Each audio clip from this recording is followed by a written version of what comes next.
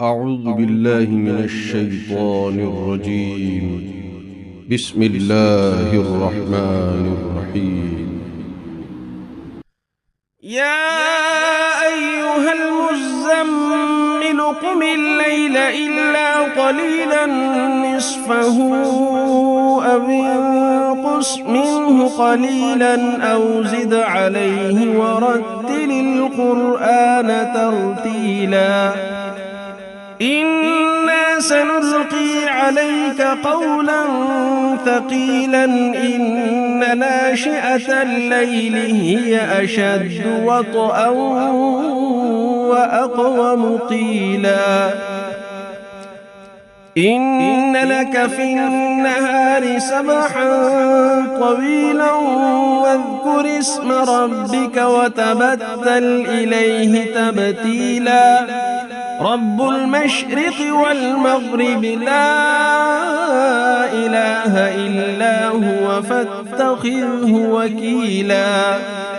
واصبر على ما يقولون واهجرهم هجرا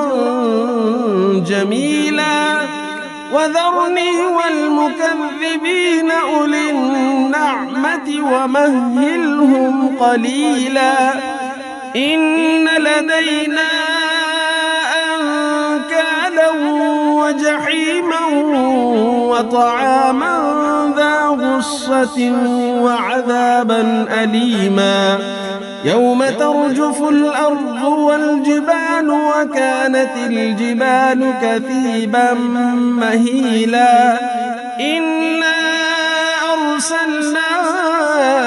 إليكم رسولا شاهدا عليكم كما أرسلنا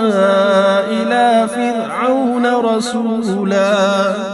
فعصى فرعون الرسول فأخذناه أخذا وبيلا فكيف تتقون إن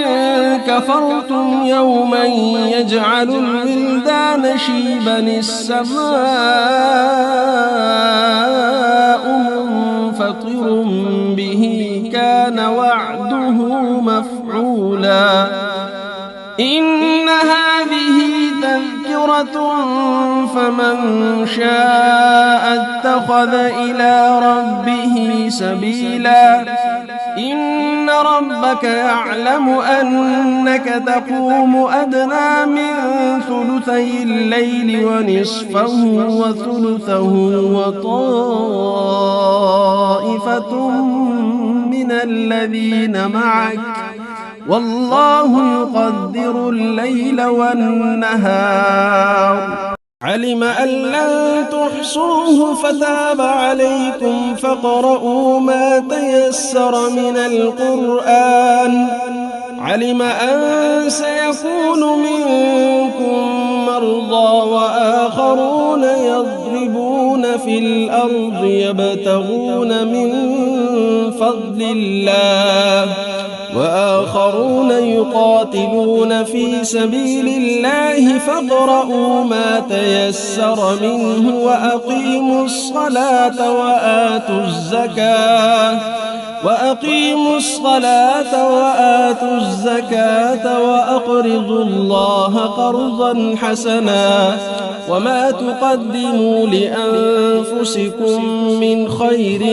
تجدوه عند الله هو خيرا وأعظم أجرا واستغفروا الله إن الله غفور رحيم.